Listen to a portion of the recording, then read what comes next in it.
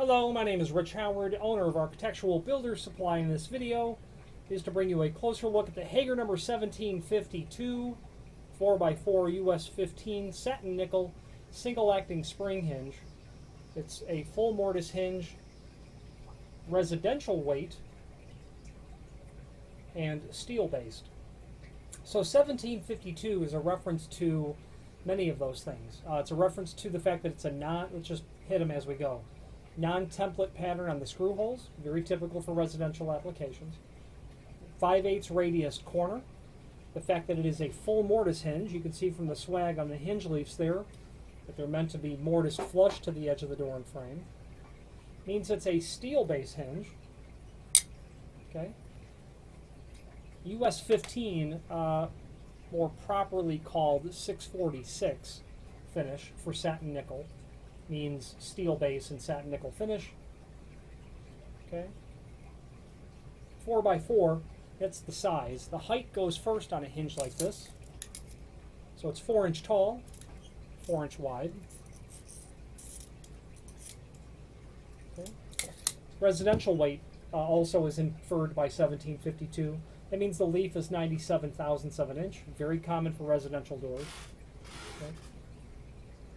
8 screw holes. Speaking of screw holes, screws are included. It's going to be all wood screws on a hinge like this. You're also going to have included with your single acting spring hinge will be an Allen wrench,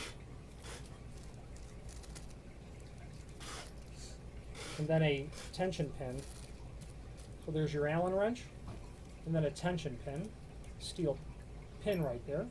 This order has 2 hinges on it, so there are 2 tension pins. Setting the tension on a Hager hinge is really simple. You're going to install this hinge as you would any other hinge. Okay. I like to start at the top, and then the second hinge, and finally the third, depending on how many you're doing. Inserting the Allen wrench into the top tension collar, there's only one tension collar. When it's installed, install it at the top.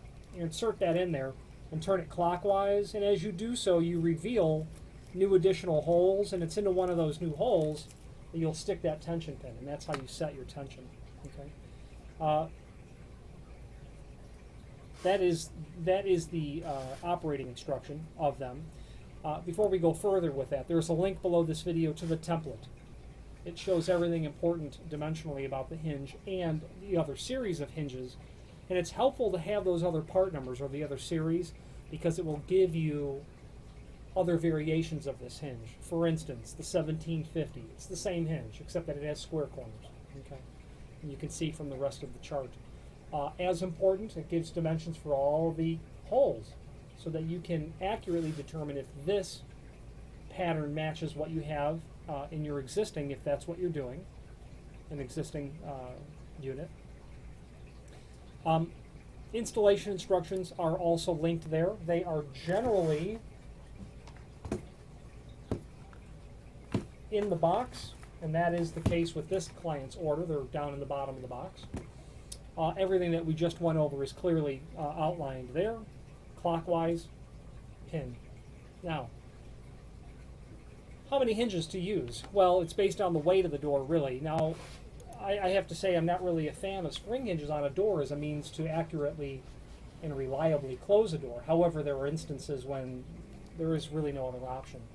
I prefer hydraulic control over a door, like a door closer, surface mounted, overhead concealed, or floor mounted. But if you have a residential application, let's say a condo building, on the unit entry doors, it's impractical to have door closers on those. And spring hinges do the job well in those applications. If you're installing a spring hinge, you're probably doing it for either code compliance with a fire rating, which would be less common for this, although not completely so. This would be very commonly seen on a wood frame, wood door that would have a 20-minute rating. That would be normal. Or you're doing it just because, you know, those kids don't close the door behind them. That sort of situation as well. Now, how many hinges do you need? They're really considering that you're going to work with a door no bigger than 3 foot by 7 foot. If you've got a 45-pound door, you can get away with 1 spring hinge and 2 standard hinges. Now, The the axis of pivoting on this hinge is compatible with other 4 by 4 hinges. So you can mix and match these with other hinges of the same caliber. It's more likely, though, that you'll have at least a 70-pound door or even a 90-pound door. Those are the cutoffs for 2 hinges or 3 spring hinges. Now, I'm a fan of using spring hinges, and what I do of having all spring hinges. It's not for the obvious reason, but it's for the reason that I've installed these, I've maintained them, I've not repaired them as much as I've replaced them. And I have found that you have a greater amount of success when you have multiple spring hinges sharing the work of closing the door.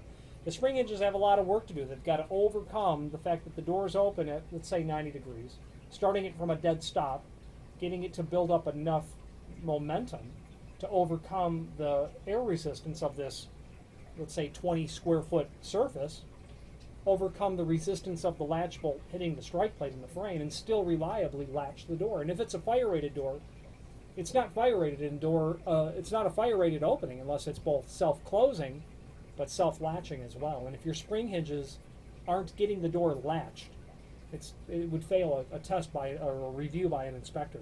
So I have found that when you have more spring hinges rather than less, you can more reliably get that job done without having to set the tension so high in the spring hinges that you run the risk of breaking the spring hinge, or doing so in such a way that you're just trying to build up enough inertia just to get the door to limp and sometimes slam closed.